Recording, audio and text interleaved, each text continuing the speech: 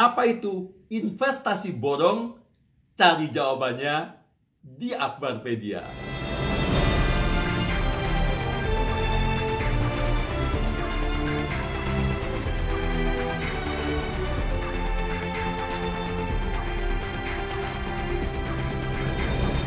Oke, yang terjadi adalah dalam kurun waktu beberapa minggu terakhir saya banyak banget mendapatkan permintaan request untuk wawancara dari berbagai macam wartawan, dari berbagai macam media tentang skema-skema investasi yang sedang ramai di masyarakat.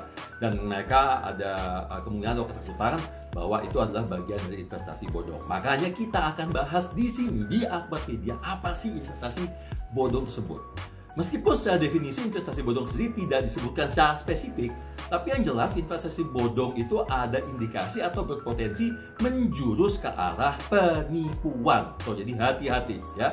Nah, beberapa indikasi contoh investasi bodong yang beredar yang harus selalu kita waspadai. Misalnya, contoh ya pertama, skema Ponzi. Nah, ini kita akan bahas nanti di video yang berbeda tentang apa sih itu skema Ponzi.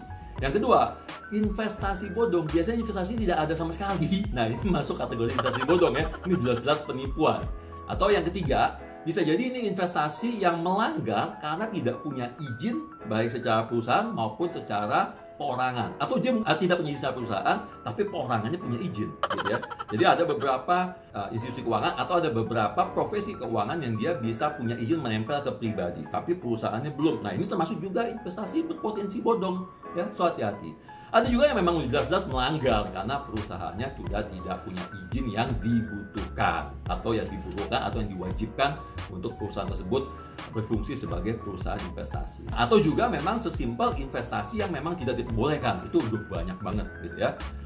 Atau bisa juga investasi bodong itu terjadi karena gini. Pertama, awalnya investasi benar nih. Ini biasanya berhubungan sama bisnis-bisnis langsung ya, investasi langsung gitu. Misalnya peternakan, perkebunan dan lain sebagainya suka ada kan skema-skema. Nah, ini awalnya dia mungkin benar ya, jalan benar, tapi kemudian dalam perkembangannya tiba-tiba permintaan banyak atau tiba-tiba yang namanya bisnis kan bisa aja ada risiko macet, risiko nggak jalan, risiko supplier, risiko pembeli dan sebagainya.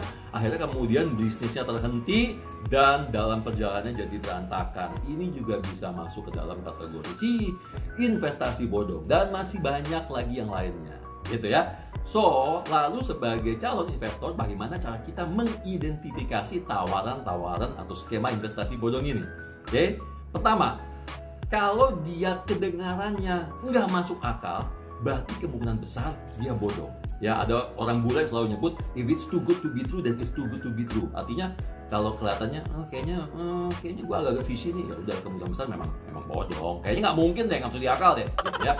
Kedua, nih ciri-cirinya nih.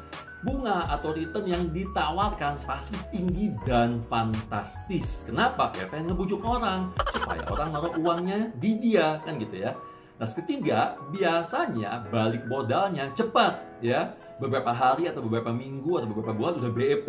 Nah, ini juga salah satu trik untuk supaya orang tertarik. Oh ya udah lo taruh aja, kan nanti 2 bulan udah balik modal, semua duit lo udah kembali segala macam. Orang akhirnya berpikir di luar kewajaran, di luar akal sehat, ya kan? Keempat, jangan lupa untuk selalu cek legalitasnya. Perusahaan pengumpul dana harus punya izin tambahan dari otoritas yang mengawasi dia. Jadi izin sebagai bentuk PT saja tidak cukup, siup nggak cukup. Oke. Nah, 5, bisnisnya biasanya ruwet atau malah nggak ada bisnis sama sekali, gitu ya. Atau kita sering dengar gitu, ada orang ngomong ini, udah deh, lo pokoknya tahu beres, lo setor duit, lo duduk manis, nanti tiap bulan, tiap minggu, tiap 3 hari terima transferan, kotor gitu ya, nggak make sense gitu kan. Nah, itu juga salah satu indikatornya. Yang terakhir, sering menggunakan, nah ini saya kata kuncinya adalah sering menggunakan skema piramida atau Ponzi yang di awal tadi, atau bahkan ngumpet di belakang skema atau di belakang bisnis dengan menggunakan nama MLM atau multi level marketing. So, kesian banget karena gue kenal banyak banget orang yang berbisnis MLM atau bisnis jaringan dan mereka bisnisnya bener banget gitu ya. Produknya ada, jelas bisnisnya, dan mereka orang-orang top, orang-orang yang memang jago jualan. Kesian, nama baik mereka berantakan hanya gara-gara oknum yang bikin investasi bodong tapi menggunakan skema MLM. Please guys, please, lo nutup rezeki orang, oke? So, jadi semoga ini bisa bermanfaat buat teman-teman. Jangan lupa like, subscribe, dan bagikan ke teman-teman yang lain.